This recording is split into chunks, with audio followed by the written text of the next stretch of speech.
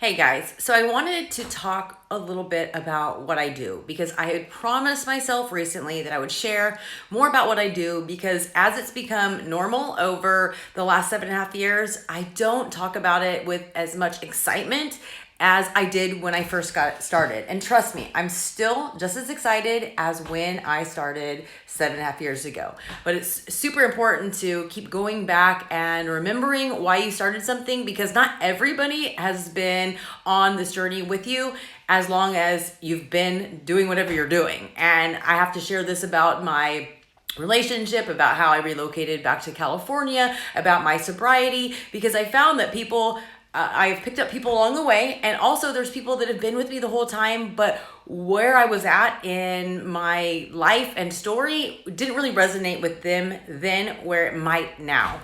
So I'm a network marketer. I don't even know if you guys know what that means because I never understood that term. Multi-level marketing, network marketing. I'd never heard that until I was actually doing the thing. But I realized now, back in the 90s, after I had my first daughter, I got into network marketing. Again, I didn't even know what that was, but I got roped in to what people like to call a pyramid scheme. And if you ever actually do your research and look up what a pyramid scheme is, those are illegal and I'm not involved in that, and anybody who's a network marketer is not part of something illegal. But I sold this like crystal or like dinnerware. I don't know. It was like fancy stuff, which is like, if you know me, it's not my jam, but it was called Princess House. And I think it's actually still around. I believe that somebody who is one of the monumental pieces of the, founding coaches in our organization used to be part of it. But I was 19. I was sold on the fact that I could work from home. And I remember being a young child, looking at my grandmother's Good Housekeeping magazine, and I would write to these addresses about working from home. So even though I was a child and didn't really need an income, I was always looking for that. But I was intrigued because I was a stay-at-home mom. We were young, we were struggling. The town that I lived in, that I'm back in now, it's very hard to make ends meet. So the idea of being able to earn income at home and have freedom was very attractive to me. However, back then, I literally had to spend about $700 in order to get my kit. This kit contained like items, the inventory, but I couldn't use it unless it was for the party. And I remember doing some parties in like the next town over, and I had to pack everything up, pack it so it wouldn't break, and then go over there, do a presentation in front of people, and then take orders and then deliver them. Well, maybe that's what you remember or what you think network marketing is, but nowadays it's not. Everything is completely changed, but I failed miserably at that.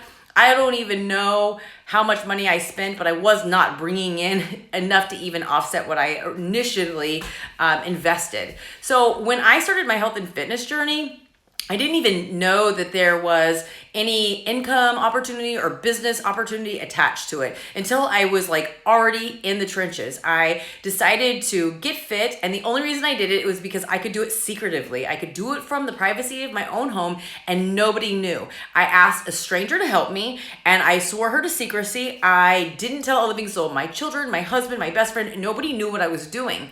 And it was funny because as soon as I started doing the things secretly, I started to realize my potential. And I really didn't think that I could do much. I'd never been proud of myself, but as I pushed play, did my workouts at home after my kids went to bed because I wouldn't even work out in front of them, I started to see that like I wasn't as out of shape as I thought I was, and that I could actually do the things that I didn't think I could do because I'd never tried. And for the first time, I felt proud of myself. And so every day I started to build my confidence, and I'm watching one of my newest clients that just got started. Today's day 4 for her, and I'm watching her confidence build. And it's such a reminder of where I was 7.5 years ago. But once I started to build confidence, and it only took about 4 or 5 days, I started to talk about it because there was no longer this question mark of whether I was going to succeed, because to me, I was already succeeding day by day. And that's one thing that I really encourage everybody to do, is to focus on celebrating every win. Each day is a win, instead of getting ahead of yourself of like how far you have to go, but just really celebrating one day at a time. And in sobriety, I'm almost at my 4-year mark since I cut out alcohol from my life. That's also how I got started. But what I did was I started talking about what I was doing. And what's so funny is on day 13, I actually had results. Like, I didn't think that I was somebody who would get results. And looking back, that mindset, I'm not even sure where it came from. But I just thought, this is not going to work for me. I'll try it and I will give my all for three to 4 weeks, and then I'm going to return it because it's probably not going to work. And that mindset was somehow it didn't work against me, because I really believe that if you have that negative mindset going in, your chances are not going to perform at your 100, because you've already told yourself that you wouldn't. But I got results on day 13. I started sharing it with people. And again, remember, I just told you I knew nothing about network marketing. I knew nothing about any opportunity attached to this. I was 13 days into my journey. I hadn't reached my goal. I definitely was, by definition, not an athlete. I never had any experience in any type of health or fitness or, even business. I never even was in management. But once I started sharing my results, after I had been dabbling in just sharing little bits and pieces about my workouts, about how I felt, people were interested. And so I directed them to the person that had gotten me started. And immediately she texted me and said, I think you should do this. Can I call you? And I'm like, and I immediately was like pumping the brakes. I'm like, I'm really busy, so just for a minute. Well, she called me. She's like, I think that you should be a coach.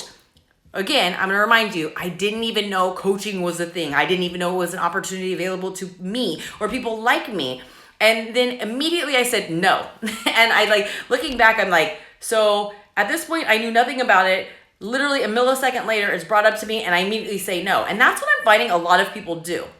They say no to things because they already assume that they know what's expected of them, and they've already told themselves that they can't. And this is everything. This is not just a business opportunity. This isn't just about changing your lifestyle. It's just anything. People are so scared to try anything new. They're so scared of looking stupid, and being on social media only highlights the fact that you could potentially look stupid, because everybody seems to be comparing themselves instead of understanding that comparison is part of life and you can use that as a way to better yourself, and have ideas of how far you can go. People use it as a negative thing. But I started to think okay, once I started talking to her, giving her all my excuses. I didn't have enough time. I hadn't reached my own goal. I hadn't finished a program. I knew nothing about health and fitness. I didn't know anybody. I didn't like to be a salesman. I, was always busy with 3 kids, 3 different schools, a husband that worked out of town 7 days at a time. And every time I said this excuse, she gave me reasons of why I could actually do it despite all of these things. And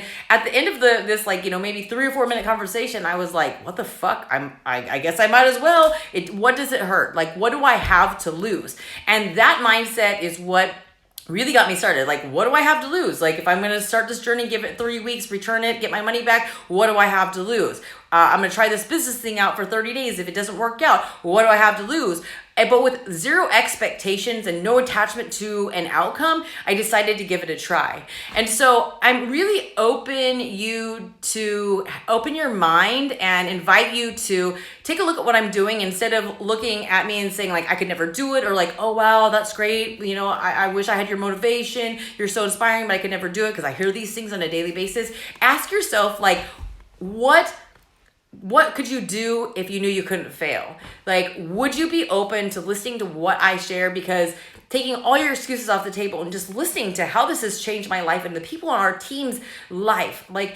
I just wonder if you could take those expectations, if you could take those assumptions, if you could take those excuses off the table and just learn about how this could infuse into your life and actually make it better, and make the parts that are hard right now, give you a solution, what it could change. I'm going to be hosting a group where I'm going to be sharing more about what I do. And I really invite you to take a look at what I'm doing, take a look at what our team's doing, take a look at our team's vision, take a look at how what we have to offer can help your life. Not every part of my journey is going to be relatable, or, something that you want, because everybody's story is different. But I can tell you that there's no part of my life that has not been changed for the better since I got started 7.5 years ago. I read something recently that 80% of women who make 6 figures did so network marketing. And I see so many women that I talk to on a daily basis that they are, struggling financially. They can't afford $140. That's literally all you need to get started on your journey, and all you need to get started on a business journey. Like, I don't know anybody who started a business for like $140 outside of what I do. It's created amazing incomes for people who believe that they can do it, who are coachable, who want it, are hungry for success, and do all the things and put in that effort because they know they can do it. And I'm thinking, like, if you could make 6 figures or even 7 figures or multiple 6 figures or 7 figures, if you put all of your, belief and your hard work into yourself and did the things, like, wouldn't $140 be worth it? I mean, I think it would be. I know what I invested was $210 7.5 years ago, and it is like paid back so much more outside of the financial gain.